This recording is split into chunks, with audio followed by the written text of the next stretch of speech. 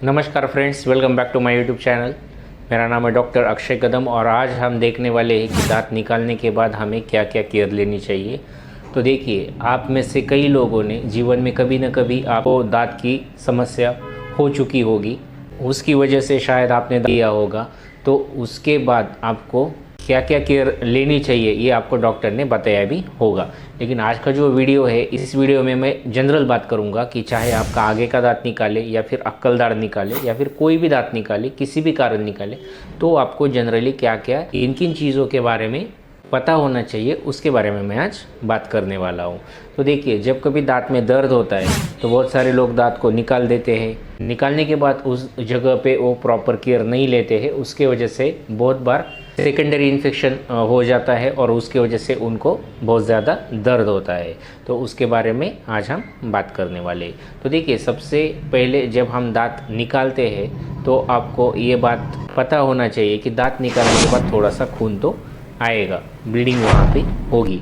Depend करता है कि कौन सा दांत निकाला। अगर अक्कल दाढ़ निकालते हैं तो वहाँ पे और थोड़ी ज़्यादा ब्लीडिंग हो सकती है। अगर वहाँ उन कटिंग करके मतलब सर्जिकली निकालते हैं तो वहाँ पे और थोड़ा ज़्यादा ब्लीडिंग हो सकता है। दांत निकालने के बाद जो ब्लीडिंग होता है उसे स्टॉप करने के लिए हम कॉटन या फिर जो गॉस पीस जिसे हम बोलते हैं उसको दांत के नीचे दबा के रखना है। मतलब समझ लीजिए, अगर नीचे की दाढ़ निकाली है और वहाँ पे हम अगर कॉटन रखते हैं तो ऊपर के दांतों से उसको प्रेस करके दबा के रखना होता है।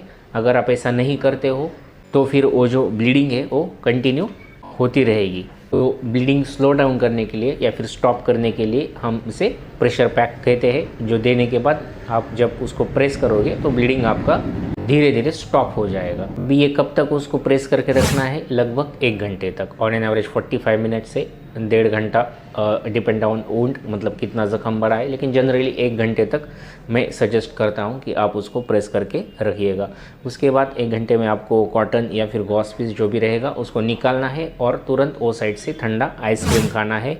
उससे क्या होगा, आपका जो ब्लीडिंग है वो क्लॉट हो जाएगा, वहाँ पे ब्लीडिंग क्लॉट बन जाएगा और आपका खून रुक जाएगा। और आपका जो दांत निकालने के कारण वहाँ पे जो हीट जनरेट होती है या फिर उसका हीट का जो प्रोडक्शन होता है वो कम हो जाएगा और उसके कारण आपका उस जगह का जो दर्द है वो भी कम हो जाएगा। तो उसके बाद तीसरी सबसे इम्पॉर्टेंट चीज़ है कि जब दांत निकालते हैं तो बहुत सारे लोग क्या करते हैं, 1-1.5 घंटे में कॉटन निकालने के बाद कुल्ला करते हैं या फिर गरारे करते हैं मुंह में। तो उसके कारण क्या होता है, जो भी ब्लड क्लॉट हो रहा होता है वो फूट जाता है, टूट जाता है और फिर ब्लीडिंग फिर से शुरू हो जाती है। तो ये गलती कभी नहीं करनी है। जब आपका दांत निकालते हैं तो वो पूरा दिन आपको कुल्ला नहीं करना है, ना कि बाहर थूकना है। अगर आप ऐसे करोगे तो फिर उसके वजह से जो प्रेशर क्रिएट होगा अंदर, उसके वजह से आपका ब्लीडिंग क्लॉट फूट जाएगा और फिर से आपका ब्लीडिंग स्टार्ट हो जाएगा। तो ये आपको बात ध्यान में रखना है। तो उसके बाद बात आती है खाने पीने की चीज़ें। तो आप जो खाना खाओगे वो बहुत ही नरम होना चाहिए,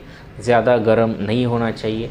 नॉर्मल हल्का सा गर्म होगा तो चलेगा, लेकिन मोस्टली मैं प्रीफर करता हूँ कि आप जितना नॉर्मल टेम्परेचर पे खाना खाएंगे वो अच्छा रहेगा। ज़्यादा ठंडा भी नहीं और ज़्यादा गर्म भी नहीं, एकदम नॉर्मल आपको चीज़ें खानी है। उसी के साथ साथ जो भी स्पाइसी चीज़ें उसको पूरी तरह से अवॉइड करना है। जो भी हार्ड चीज़ें हैं जैसे सुपारी हो गया, तंबाकू हो गया, ये सब चीज़ों को बिल्कुल नहीं लेना है। जो स्मोकिंग करते हैं उनको स्ट्रिक्टली स्मोकिंग अवॉइड करनी चाहिए। अगर आप दांत निकाले हुए ज़ख्म में आपको अगर आप स्मोक करोगे तो फिर उस आपको बहुत ज़्यादा दर्द हो सकता है और वहाँ पे इन्फेक्शन भी हो सकता है, जिसे हम ड्राई सॉकेट इन्फेक्शन बोलते हैं। उसके बाद खाने में आप सूप यूज़ कर सकते हो। सूप एक अच्छा ऑप्शन है, हल्का सा गर्म होना चाहिए, ज़्यादा गर्म नहीं। उसके बाद दही यूज़ कर सकते हो, दही में भी प्रोबायोटिक्स होते हैं तो वो भी अच्छा है। उसके बाद आप राइस यूज़ कर सकते हो। जो भी नरम नरम चीज़ें हैं वो सारी यूज़ कर सकते हो। और एक लास्ट चीज़, अगर आपकी अक्कल दाढ़ निकालते हैं या फिर आगे की भी 2-3 दाढ़ निकालने के बाद अगर आपको वहाँ पे टाका लगता है यानी सूचर्स लगते हैं तो वो 8 से 10 दिन के बाद जाके निकालना ज़रूरी होता है। बहुत सारे पेशेंट क्या करते हैं, जब मैं सूचर्स देता हूँ और उनको हम रिकॉल कर दे तो पेशेंट आते ही नहीं है। उनको ऐसा लगता है कि वो एब्जॉर्बेबल सूचर्स रहते हैं, लेकिन हम जो एक्सटर्नली सूचर्स लगाते हैं वो एब्जॉर्बेबल नहीं रहते, उसको हमें कट करके निकालना पड़ता है।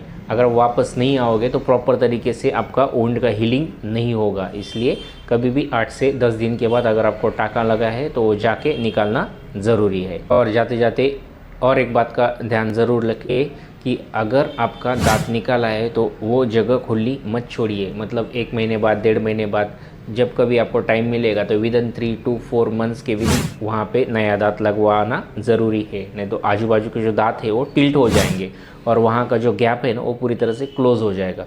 फिर आप इन फ्यूचर जब वहाँ पे दांत लगाने जाओगे तो आपको दांत नहीं लगाते आएगा। जो एडजेसेंट टूथ है वहाँ पे हमें इंटेंशनल रूट कनाल करना पड़ता है। तो याद रखिए, जब कभी दांत निकालते हैं तो उस जगह पे दांत लगवाना भी ज़रूरी है। तो ये थी सारी इन्फॉर्मेशन दांत निकालने के बाद हमें क्या केयर लेनी चाहिए उसके बारे में।